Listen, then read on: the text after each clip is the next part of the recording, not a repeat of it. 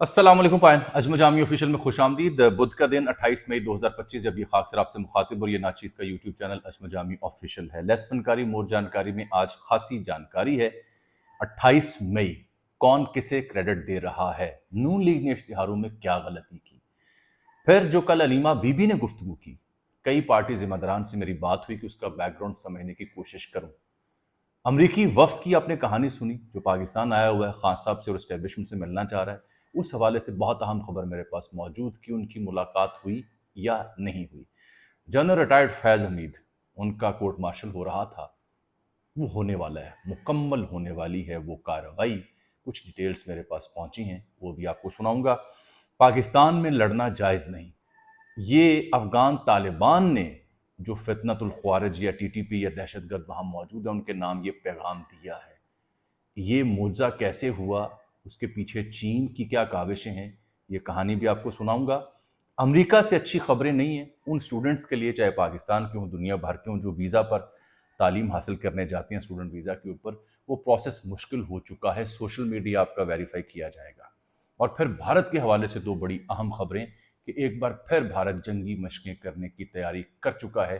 कल 4 अहम रियासतें जो पाकिस्तान के साथ जुड़ती हैं, वहाँ क्या होने जा रहा है बयान करूंगा। और 3 भारतीय शहरी ईरान गए और वहाँ से लापता हो गए। क्या ये किसी नए कुलभूषण यादव की कहानी है या मामला कुछ और? ये है आज का रनडाउन, मेरे साथ रहिए। ये जनाब मैंने इश्तिहार निकाला आज जो अखबारों में छपा। 28 मई है, यौम तकबीर। पाकिस्तान ने 5 धमाके किए थे चागी में भारतीय धमाकों के जवाब में। इन धमाकों में हम देख रहे हैं कि जो तस्वीर छपी, इश्तिहार छपा, ख्वाज पाकिस्तान की तस्वीरें, प्राइम मिनिस्टर की, जरदारी साहब की, नवाज शरीफ साहब की तस्वीरें हैं। एक पीछे ब्लर तस्वीर जो है जुल्फ़िकार अली भुट्टो साहब की है। अगर एक तस्वीर इस इश्तिहार में नहीं तो वो डॉक्टर अब्दुल कदीर खान की नहीं, मुमताज़ एटमी साइंसदान, उनकी तस्वीर नहीं।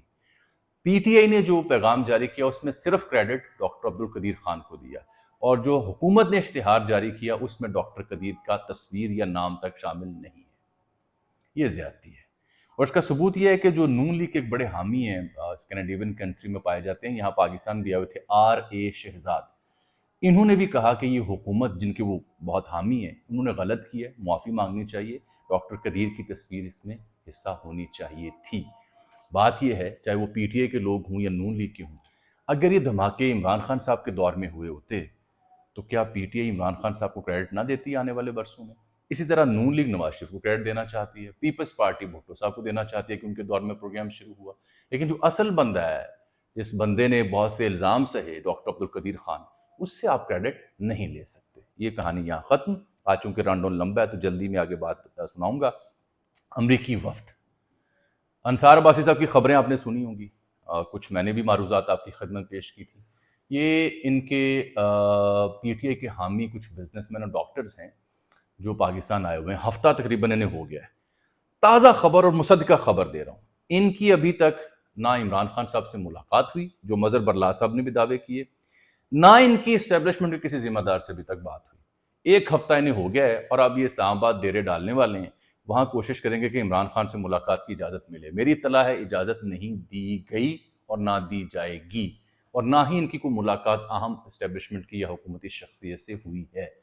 आस पास के कुछ दोस्तों से मुलाकातें, अपने ख्यालात, अपने इरादे, वो उन्होंने ज़रूर डिस्कस किए।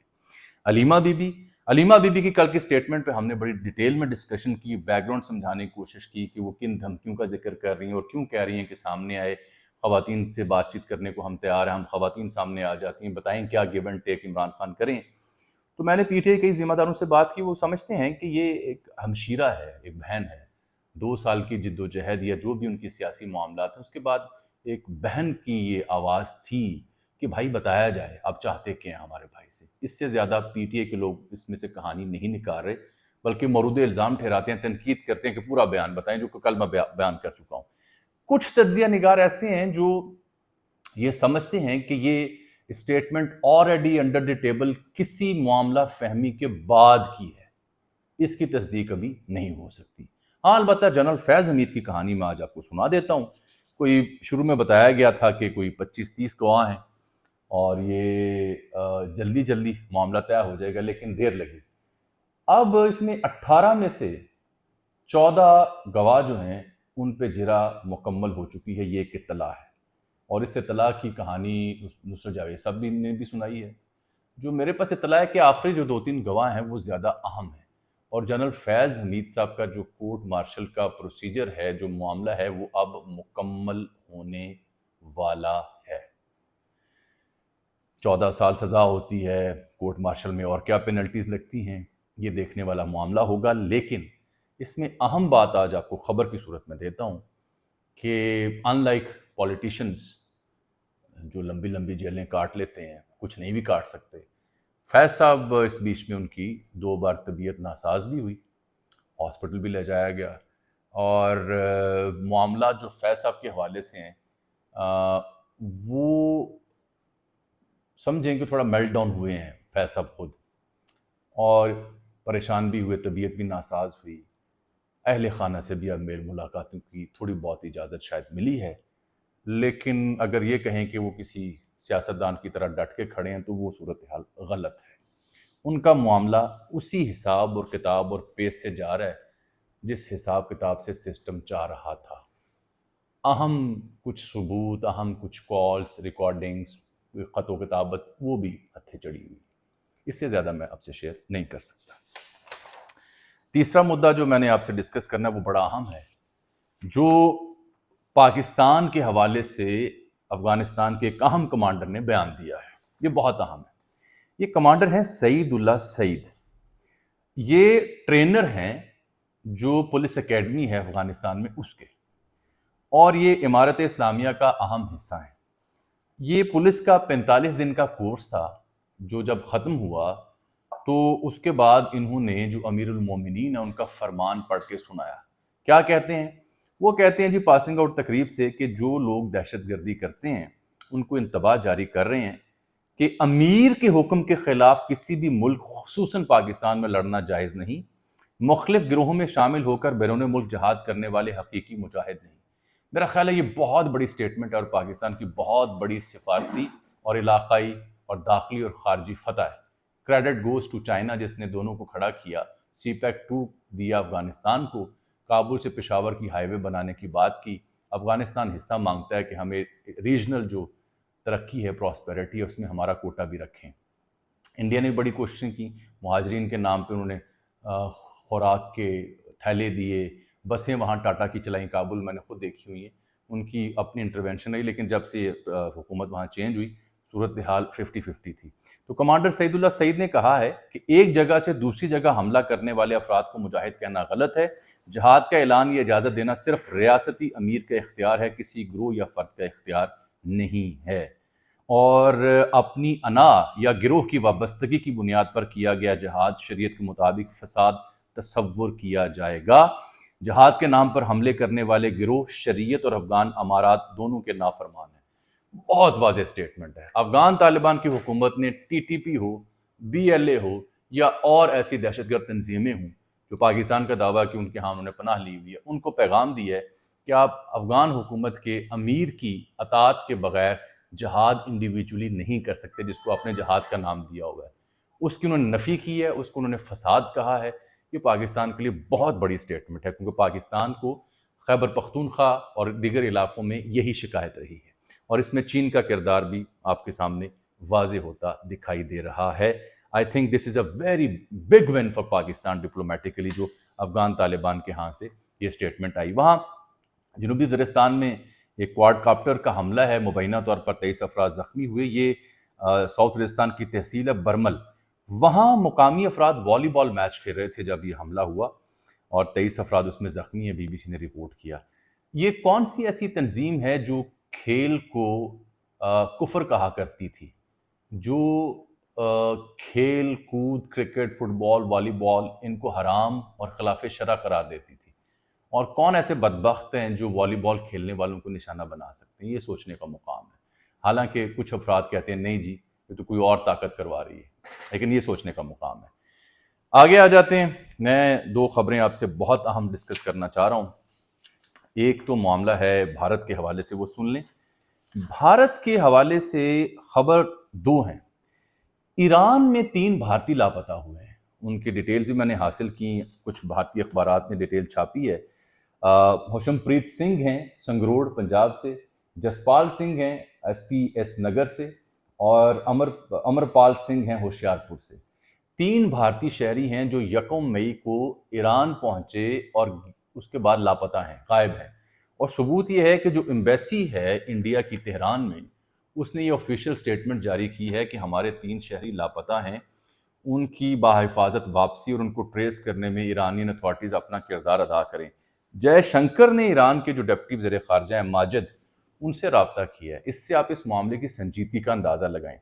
یہ میں نہیں، اگلا جملہ میں نہیں کہہ رہا، یہ جب خبریں ان کے جو پترکار ہیں، جرنلسٹ ہیں، سدھانت سبال یا آدتیہ راج کول، یہ خبریں یہ ڈسکس کر رہے ہیں اس معاملے کے اوپر، تو ان کے نیچے انڈین جو ویورز ہیں یا کامنٹیٹرز ہیں وہ لکھ رہے ہیں کہ یہ پاکستان نے انہیں پکڑا ہوگا، ایک نیا کلبھوشن یادو بنانے کی تیاری ہو رہی ہوگی، کہیں یہ گرفتار تو نہیں کر لیے گئے، کہیں انڈیا کو کوئی مشن تو نہیں تھا وہاں پہ۔ تو عین ممکن ہے بھائی یہ 3 لوگ جو ہیں یہ تینوں کلبھوشن یادو کی طرح، کیونکہ وہ بھی تو آپ کی نیوی کا افسر تھا، مبارک پٹیل اس کا نام تھا، 9 سال ہو چکے، چاہ بہار میں آیا ہوا تھا، بزنس کرتا تھا، پاکستان اکثر آتا جاتا رہتا تھا، لیکن پھر سائیوں نے پکڑ لیا گچی سے، کنفیشن اس نے کیا۔ بہت طویل عرصے بعد پہلا واقعہ تھا کہ حاضر سروس آپ کا نیوی کا بندہ انٹیلیجنس کا پکڑا گیا ہو ایسے اپنے تمام ڈاکومنٹس کے ساتھ۔ تو کچھ لوگوں کا انڈیا میں قیاس رہی ہے کہ یہ جو 3 بھارتی پکڑے گئے ہیں وہاں پہ ایران میں جو غائب ہیں، جس کے اوپر جے شنکر کو بھی تشویش ہو رہی ہے، یہ کلبھوشن یادو کا کوئی سلسلہ یا کوئی کڑی ہو سکتی ہے۔ البتہ جو انڈین پنجاب میں چھپنے والے اخبارات ہیں وہ کہتے ہیں نہیں جی یہ تو ایران سے دبئی اور دبئی سے آسٹریلیا جانے والے لوگ تھے، ویزا ایجنٹ نے ان کو وہ جو ڈکی یا ڈنکی کیا کہتے ہیں وہ لگوانے کی کوئی آفر کی تھی، آسٹریلیا بھیجنا تھا، اس لیے ایران گئے تھے اور وہاں سے لاپتہ ہوئے۔ وہ اگلا جو ایجنٹ ہے اس نے تعاون مانگا ہے فیملی سے، وغیرہ وغیرہ، لمبی کہانی ہے۔ لیکن خبر یہ جو 2 لوگ اور دے رہے ہیں، یہی آدتیہ راج چول، ایگزیکٹو ایڈیٹر TV9، یہ بتا رہے ہیں کہ جی بھارتی سینا ایک بار پھر سے گرم ہو رہی ہے اور 4 اہم ریاستیں جو پاکستان کے ساتھ لگتی ہیں وہاں پہ ڈرل ہو رہی ہے، جنگی مشقیں شروع ہونے والی ہیں، کل ہوں گی 29 تاریخ کو 5 بجے سے آنورڈ انڈین ٹائم کے مطابق۔ گجرات میں، راجستھان میں، پنجاب میں اور مقبوضہ جموں اینڈ کشمیر میں جو پاکستانی علاقے پاکستانی سرحد کے ساتھ لگتے ہیں وہاں پہ مشقیں ہوں گی۔ بلیک آؤٹ ہوگا مکمل، ایڈمنسٹریشن کو، انتظامیہ کو، حکومت کو اور تمام دفاعی غیر دفاعی اداروں کو اطلاع کر دی گئی ہے، اور یہ کل سے ایکسرسائزز شروع ہوں گی۔ یہی نہیں بلکہ جو راجناتھ سنگھ ہیں ان کے وزیر دفاع، وہ جو INS وکرانت ان کی ایک بڑا جنگی بحری بیڑا ہے وہاں پہ پہنچ رہے ہیں اپنے افسران اور جوانوں سے ملنے۔ So it seems as if India is yet again gearing up for some thing more. کیا ہوتا ہے یہ آنے والے دنوں میں معلوم ہو جائے گا۔ جانے سے پہلے میں امریکہ کی خبر بھی دے دوں اور پھر فواد چودھری اور حفیظ اللہ نیازی کا جو اپنا تکرار ہے PSL کے اوپر، ڈانس کے اوپر، وہ بھی بیان کروں گا۔ امریکہ سے اچھی خبر نہیں ہے جی۔ جو لوگ ویزا اسٹوڈنٹ لے کے جانا چاہتے ہیں، چاہے وہ پاکستانی ہوں یا دنیا بھر کے دیگر لوگ ہوں، جو ویزا انٹرویوز کا سلسلہ امریکہ نے روک دیا ہے۔ وجہ یہ ہے کہ نئی امریکی پالیسیاں یہ بتا رہی ہیں کہ سوشل میڈیا سرگرمیاں جو ہیں اسٹوڈنٹس کی وہ پہلے مانیٹر کی جائیں گی کہ ان کے خیالات، رجحانات کیا ہیں۔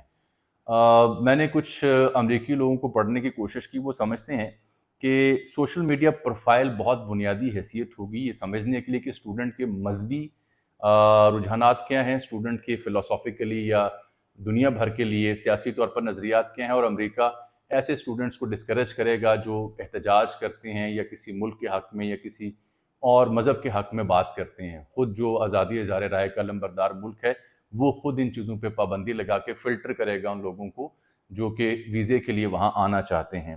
آپ کو یاد ہے وہاں پہ فلسطین کے حق میں بھی احتجاج ہوا، کچھ لوگ اسرائیل کے حق میں بھی کرتے ہیں اسٹوڈنٹ ہونے کے ناطے۔ تو اس چیز کو روکنے کے لیے یہ تمام جو ویزا پروسیس ہے اسے روکا جا رہا ہے، اور آئندہ سوشل میڈیا پروفائل، اس لیے وہ تمام لوگ جو امریکہ جانا چاہتے ہیں بیسک اسٹوڈنٹ، میری ان سے گزارش ہوگی کہ اپنے سوشل میڈیا اکاؤنٹس کے اوپر، اگر تو آپ نے امریکہ نہیں جانا صاحب تو جو مرضی لکھیں، اگر آپ نے جانا ہے اور واقعی اعلیٰ تعلیم حاصل کرنی ہے تو پھر احتیاط کریں، کیونکہ آپ کی جو سوشل میڈیا پروفائل ہے وہ اصل میں آپ کی اصل CV ہے، اصل اوریجنل CV ہے۔ جانے سے پہلے ذرا سن لیجئے مجھ سے کہانی جو فواد چودھری اور حفیظ اللہ نیازی کے بیچ پڑا ہو رہا ہے، اور اس میں انصار عباسی صاحب بھی ہیں۔ یہ ہوا یہ تھا کہ PSL کا فائنل جب ہوا تو اس روز آپ نے دیکھا گانا بجانا، ڈول تباشے، سب کچھ ہوا وہاں پہ اور وہ لائیو نشر کیا گیا۔ انصار عباسی صاحب نے لکھا کہ پی ایس ایل فائنل کے موقع پر ناچ گانے جس انداز میں پیش کیے گئے وہ اللہ تعالیٰ کی ناراضگی کا سبب بن سکتا ہے. ہمیں ہمارے رب نے بھارت کے خلاف بڑی کامیابی نصیب کی. اللہ کا شکر ادا کرنے کی بجائے یہ ناچ گانا کس نے کروایا اس سے جواب دہی ہونی چاہیے. اور انہوں نے ٹیگ کیا محسن نقوی صاحب کو اور مریم نواز صاحبہ کو، مریم نواز خان کو وہ ٹیگ کر کے جو رپورٹر ہیں. اس کے اوپر حفیظ اللہ نیازی صاحب نے دلچسپ طریقے سے تبصرہ کیا کہ اتوار کو پی ایس ایل کا فائنل ہوا، اس کا مزہ دوبالا کیا گیا. 40,000 کا مجمع تھا، کروڑوں ٹی وی ناظرین تھے اور اسلامی جمہوریہ پاکستان کی الڑ مٹیاریں جو ہیں ان کا رقص ان کے جسم کے ذریعے بھرپور طریقے سے کرکٹ شائقین اور ناظرین کا خوب دل لبھا رہا تھا. قومی قیادت اور اسلامی نظریاتی کونسل نے اگر اسے مس کیا ہے تو اب مستفید ہو سکتی ہے. ساتھ انہوں نے تصویر لگائی اس ڈانس کی، ڈھول بج رہا ہے، ڈانس ہو رہا ہے. تو فواد چوہے صاحب نے لکھا ہے کہ حفیظ اللہ نیازی صاحب نے طویل وقت سعودی عرب میں گزارا اور وہیں کی قبائلی نفسیات لے کر پاکستان آئے. ان کے بعد سعودی عرب مکمل تبدیل ہو چکا ہے، لیکن نیازی صاحب وہیں پھنسے ہوئے ہیں. جس معاشرے میں میوزک، ڈانس، ڈرامہ، فلم کو گناہ قرار دیا جائے وہاں صرف ذہنی مریض بچتے ہیں جو کم عمر بچوں کے ساتھ شادیاں کرنا، بچوں پر تشدد کرنا، مدارس میں ہم جنس پرستی اور مذہبی اختلافات پر لوگوں کو قتل کرنا عبادت سمجھتے ہیں. ایسے قبائلی معاشرے میں بچوں کی تعلیم بھی گناہ ہے اور صرف جہالت ہی قابل احترام ہے. اللہ ہماری جہالت سے جان چھڑائے. ان دونوں کی یعنی نیازی صاحب کی اور جو عباسی صاحب کی گفتگو ہے اس پی ایس ایل فائنل کے اوپر، وہاں ہونے والے ڈانس کے اوپر، اس کا جواب جہاں فواد چوہے نے دیا دیگر لوگوں نے بھی دیا. لیکن ایکس کے اوپر، ٹویٹر کے اوپر اس مدعے پہ بحث جاری ہے. کچھ لوگ سمجھتے ہیں کہ نیازی صاحب اور عباسی صاحب درست فرما رہے ہیں اور کچھ لوگ فواد چودھری کی ترقی پسند سوچ کی حمایت کرتے ہیں. آپ کیا سمجھتے ہیں؟ کامنٹس میں اگر مجھے اطلاع دیں تو میں بہت آپ کا مشکور ہوں گا. مجھے آج کے لیے اجازت. اللہ حافظ.